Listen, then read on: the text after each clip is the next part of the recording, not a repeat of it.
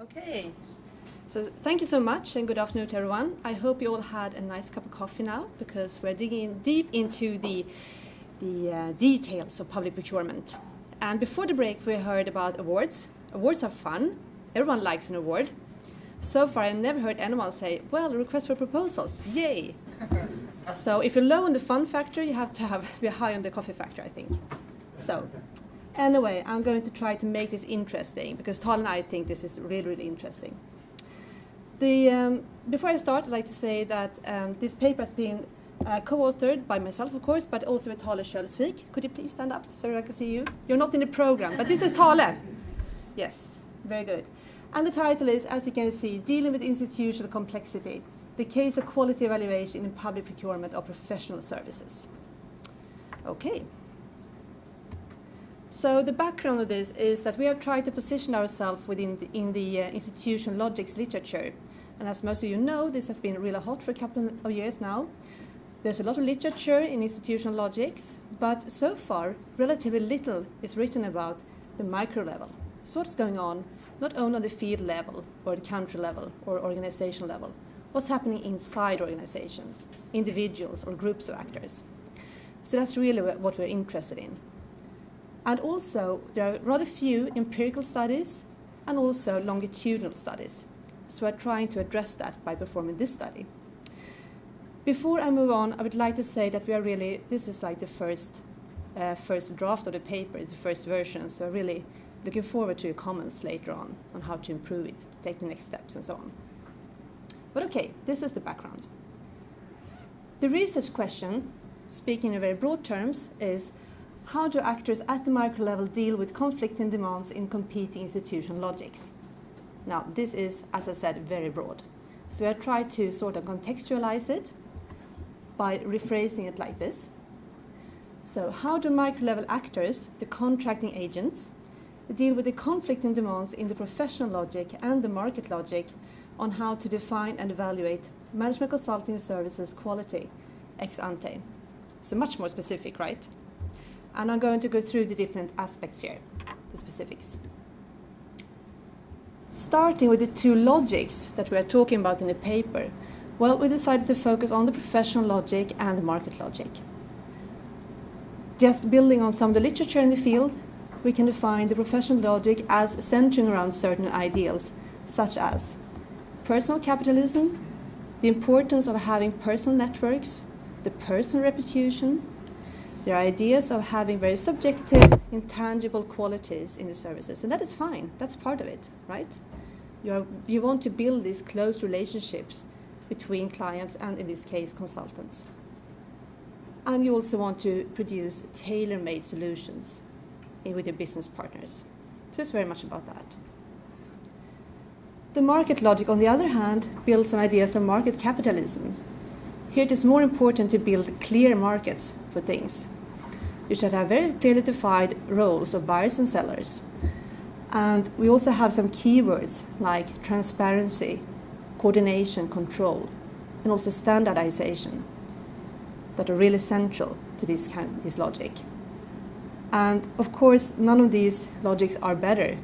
They're just two different ways of looking at things. So that's about the logics. Now, moving on to the empirical setting. We have decided to perform this study in Sweden because Sweden has a very, very large public sector. And the organizations in the public sector spend lots of money on consulting services each year. They use consultants very frequently.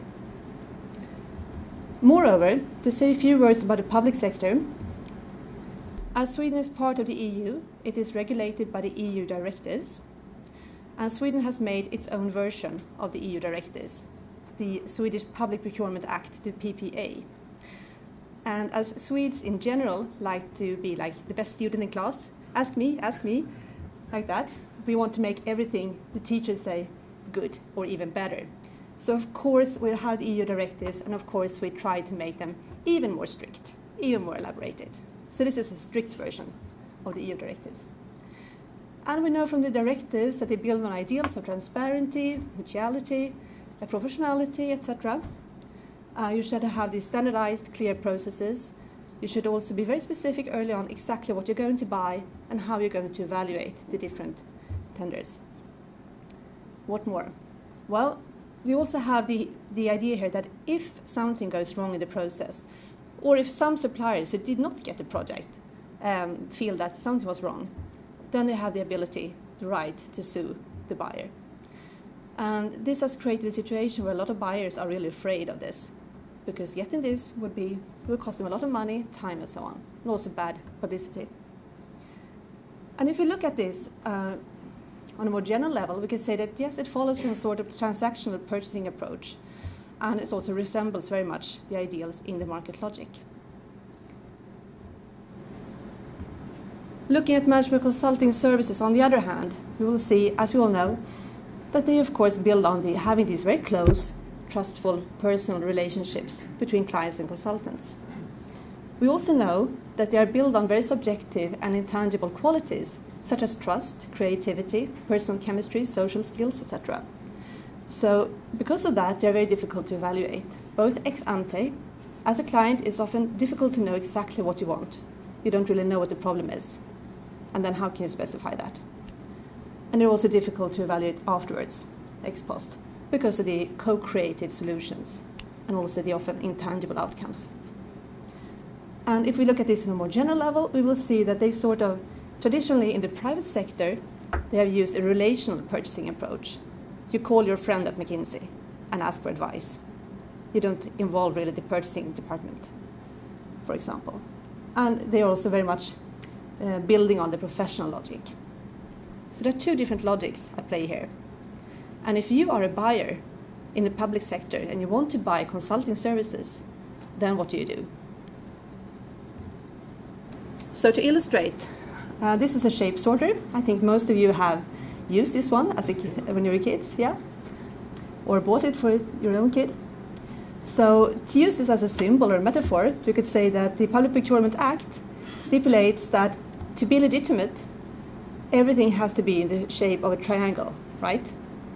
Now, unfortunately, consulting services are like cubes.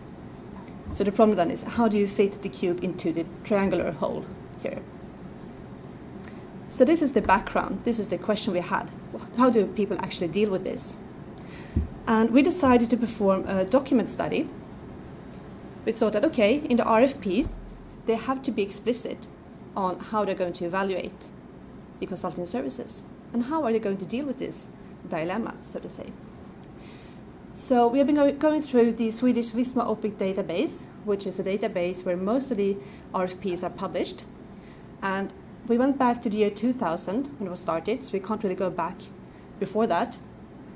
We went through them and we picked out the number of RFPs that were relevant for this study. That was about management consulting services and not about any other type of consulting services. And also that had full documentation. It was not just linked to a website that didn't exist anymore. And so far, we have collected 239 RFPs. And we've been reading them a lot, and we've been coding them a lot. So this is really like a text analysis that we have performed. And we have actually started to collect, we realized there was even more, so there's going to be a couple of more later on in the next phase. But these are the numbers that we have at the moment. Okay, so what did we find? Well, we decided to look at two different things. First of all, how do you sort of construct the concept of quality? What dimensions do you see as central for quality in consulting services in the RFPs? And looking at that, we could see that there were 3 dimensions that were recurring. They were to be found in almost everyone, all the RFPs. And that's competence, experience, and methodology. And that is not very surprising. I think most of us would put that into the RFPs if we were to buy consulting services within this context. What is interesting, though, is that if you look at the early RFPs from the first part, the descriptions of the content would be very much like this. Well, the consultant should have the relevant skills, not very clearly defined, relevant skills, and we would like to have the CVs and some reference projects and perhaps the name of a person we could contact. That's it. And the same goes for the experience and methodology. So very standardized, very brief, not a lot of explanations or descriptions, but just stating this. Over time, though, we could see that these topics were elaborated a lot. So in the more recent years, there were pages and pages on what exactly was meant by competence. How exactly are we going to, what kind of evidence do we want for that, and so on. And the same goes for experience and methodology. So more tailored to the project. And there were some creative ideas on how to find evidence for the quality. So for example, movies here. In one of the RFPs, the buyers asked all the consultants to send in a movie where they were giving a presentation, and then they were going to evaluate the movies and the consultants' presentation skills. So trying to find ways of capturing this. And we can also see that in a few last years, they have also included personality as a dimension. And this is very much in line with the consulting literature. Personality is key to being a good consultant, right? So they started to include that and say that, yes, we're looking for a consultant with a certain personality. We want that consultant to be good at building trust or building networks, or, what is actually very common, to be able to deal with conflicts and negative employees in a very constructive way. So they're really specifying what kind of personalities they're looking for. And also they're trying to measure that by, for example, using self-assessments, asking the consultants to rate themselves on a scale from 1 to 10. How good are you at building trust? Well, I would say 10. Mm-hmm. Creativity, the same. You have to rate yourself. But then you have sort of quantified it, right? You have measured it in some sort of way. So for the dimensions, we can say that yes, the descriptions of what was included in the different dimensions became more subjective but also richer over time. So I'm going to move on to the second thing that we looked at, and that is the evaluation methods. So what kind of methods did you actually use to evaluate the quality ex ante? Well, again, starting the early RFPs, we could see that 4 methods were mainly used. And what is characteristic for them is that they're all trying to sort of measure objectively the quality. They're trying to put a number or a value on this. So lowest price, of course, most economical advantages tender. This is put here as a separate category because in some of the early RFPs, the buyers would only state that we're going to go for that one, but it didn't really explain what it meant. And then we have the monetizing quality, meaning that you have the fixed price from the supplier, and then you have different methods of evaluating the quality and adding a sum or reducing the offered price by that sum. And then we have weights, saying basically that yes, we're going to give 30% to price and 70% to quality, and we're going to evaluate the quality in different ways. But again, we saw a development over time. So in later years, we have seen that they started to use new methods. So one of them is fictive cases. And either they invited all the consultants or only like the top 3 to work with a fictive case. So this is a case. Tell us how you're going to work with it, what kind of methods, how would you staff it, how would you deal with it, etc., etc. And then we're going to evaluate it after certain criteria. And this was sometimes used in perhaps not a very good way for the consultants. Some of the organizations actually said that, well, this is our organization. We are the fictive case. So what kind of challenges do you see in our organizations for the coming 5 years? And how would you deal with them? Please give us your answers. So that's basically getting advice for free.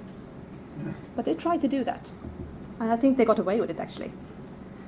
What more? Yes, they have started to use interviews and presentations, and they're often used in combination with some other methods. But then again, you're not only making an interview or a presentation, you are stipulating exactly what kind of questions you're going to ask, or saying that, yes, we're going to perform an interview, and 3 people are going to be present, they're going to grade your answers individually, and then we're going to calculate a number. And the one with the highest number wins, basically. And then we also had a fixed price, saying, okay, we're going to pay you this amount of money, and then you are welcome to compete on quality only. What's interesting here is that in some of the very late RFPs, we have seen explicit discussions about subjectivity, where the buyers have actually stated that, okay, we know we cannot be completely objective, we are going to be somewhat subjective in our evaluations. But we are going to try to do everything as good as we can anyway. Thank you. Okay. No, sorry. Not. One more. Sorry. You have to listen to this as well. Yes, then you will get rid of me. Okay, so concluding discussion. What we try to make sense of this is that, yes, we have seen a shift in strategies over time. So in the early RFPs, it was more about compliance, trying to comply with the norms, the ideals, and then in the end, more to challenge. So just to be a little bit more specific, so complying with the norms could be, well, using the lowest price or trying to use only quantifiable objective criteria, like numbers of experience, years of experience, or what kind of degree you have. So that's really saying that, yes, they're asking for a triangle, we're going to give them a triangle. I would like to have a cube, but I'm going to settle for the triangle because that's safe. The next one is smuggling, basically. Saying that, yes, they want a triangle, I want a cube. So I'm going to dress it as a triangle and sneak it into the hole and see if I can get away with it. So, for example, in the first versions of using the personality, they tried to do that in different ways. What more? Yes. Another way was to try to expand the room to maneuver within the set, in the given logic or frame. And that is, for example, by transferring methods that are used in the private sector, such as interviews and presentations, and more related to professional logic, into the public sector. And that would be using the symbol, making the whole bigger or differently shaped, so you can get other types of shapes into it. And then lastly, yes, challenging and questioning the ideals centered to the dominant logic. So, for example, claiming that the evaluation will not be entirely objective. That is not possible. They will be subjective. And that would be using this again to say that, okay, the triangle doesn't work at all. I'm going to go for the rectangular hole here instead with my cube, basically. So these are what we have seen so far in the data. And we are still struggling a little bit how to take the paper to the next step.